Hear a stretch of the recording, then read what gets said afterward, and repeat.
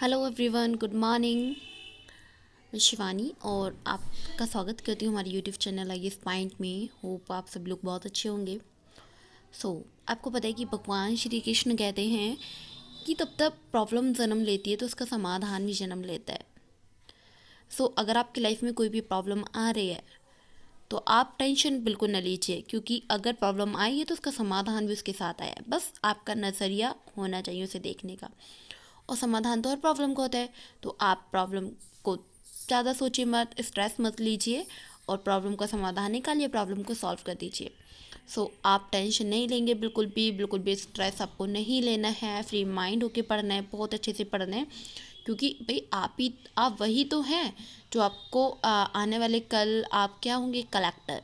ठीक है, कलेक्टर साहिबा, कलेक्टर साहब, तो आप लोग वही है ना। तो अगर आप अपनी प्रॉब्लम नहीं सॉल्व कर पाएंगे और आपको तो पूरी डिस्ट्रिक्ट को संभालना है ना।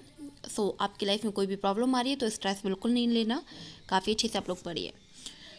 आज का जो हमारा चैप्टर है वो चैप्टर नंबर है हमारा 9, और चैप्टर का पार्ट है हमारा 3, क्योंकि 2 पार्ट हम लोग काफ़ी अच्छे से पढ़ चुके हैं। जिन्होंने फर्स्ट एंड सेकंड पार्ट को नहीं देखा है वो पहले जाके फर्स्ट एंड सेकंड पार्ट को देखें, दैन आप थर्ड पार्ट पढ़ेंगे तो आपको बहुत ही अच्छे से ज़्यादा समझ आएगा। स्टार्ट कर देते हैं। आपको पता है कि हम आज की वीडियो में जानने वाले हैं माता जनन अंग के बारे में। तो आखिर ये क्या होता है? आपको पता है कि मानव मादा जनन तंत्र के मुख्य रूप से निम्नलिखित इसके अंग होते हैं। जैसे एक जोड़ी अंडाशय होता है, एक जोड़ी अंडवाहियाँ होती हैं, एक गर्भाशय होता है। तो ये इसके क्या होते हैं, अंग होते हैं। तो ये यहाँ पे आपको समझ लेना है। इसके बारे में मैं आपको डीपली समझाऊंगी और आप लोग समझने की पूरी कोशिश भी करना, और कोई भी प्रॉब्लम आती है तो आप उसे मुझसे पूछ सकते हैं। आपको पता है कि लड़की के जन्म के समय क्या होता है कि अंडाशय में हजारों संख्या एक तरह से अंडे होते हैं। ठीक है, और जो यौनावस्था होती है ना, तो उसमें अंडे परिपक्व होने लगते हैं। प्रत्येक मास दोनों में एक तरीके से किसी अंडाशय द्वारा एक अंडा परिपक्व होता है।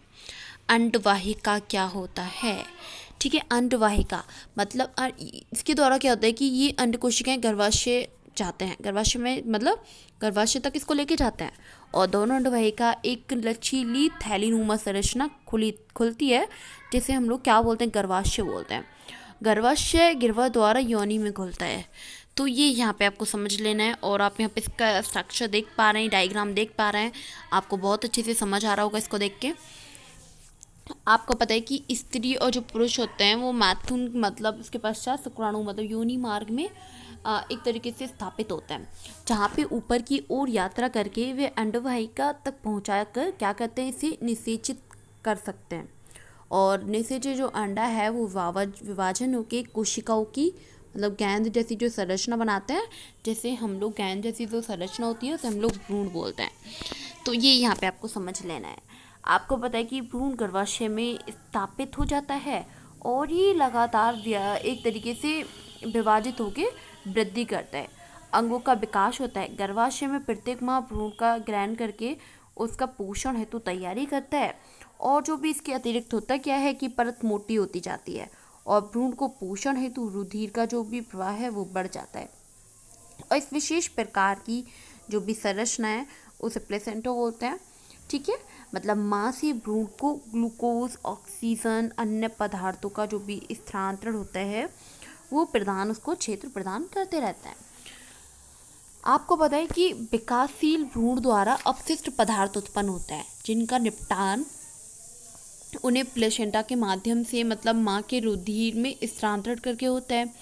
और जो माँ की जो शरीर है, शरीर में जो गर्भ को विकसित करने का लगभग 9 महीने का टाइम लगता है। ठीक है, 9 मंथ का उसमें टाइम लगता है।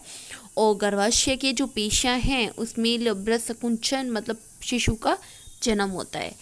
तो अब आपको पता है कि क्या होता है जब अंडा का निषेचन नहीं होता। तो ये आइए इसके बारे में हम लोग जान लेते हैं।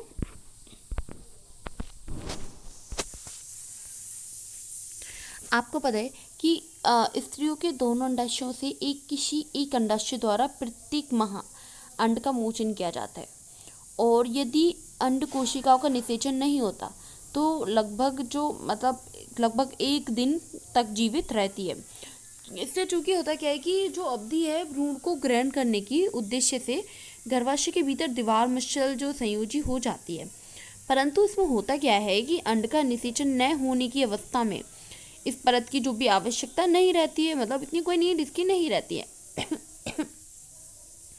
आपको पता है कि ये परत जो होती है वो धीरे धीरे टूटकर योनि मार्ग से रुधिर या फिर ग्लूकोज के रूप में एक तरीके से निष्कासित होती रहती है।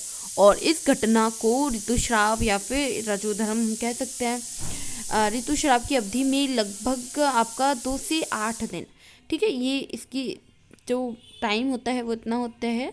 और एक स्त्री में ये चक्र प्रत्येक माह होता है। होप आपको काफ़ी अच्छे से समझ आया होगा। आइए चलते हैं आगे और जान लेते हैं जनन स्वास्थ्य आखिर ये क्या होता है। आपको पता है कि शारीरिक संबंध द्वारा अनेक रोगों का जैसे संचरण हो सकता है।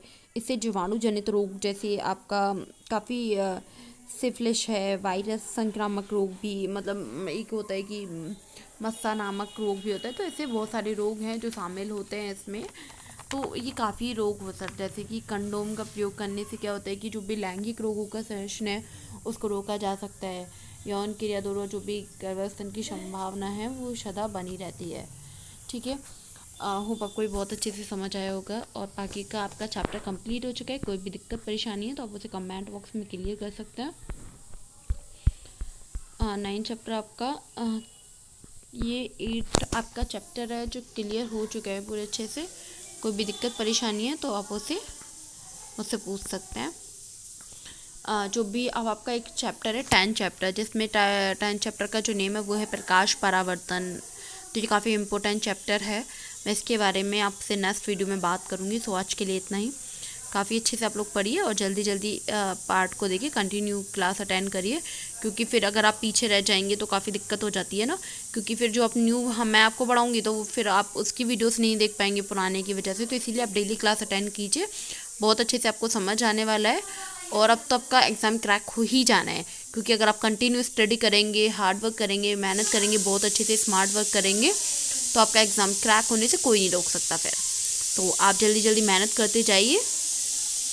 और जिन लोगों का एसएससी जीडी और यूपीएसआई की डेट आ गई है, तो जो लोग एग्ज़ाम देने वाले हैं, अगर कोई भी प्रॉब्लम आ रही है तो आप कमेंट बॉक्स में उसको लिख सकते हैं। उस प्रॉब्लम का भी समाधान आपको दिया जाएगा। और मैं पूरी कोशिश करूँगी कि आपका समस्या का समाधान जल्द से जल्द मैं कर सकूँ।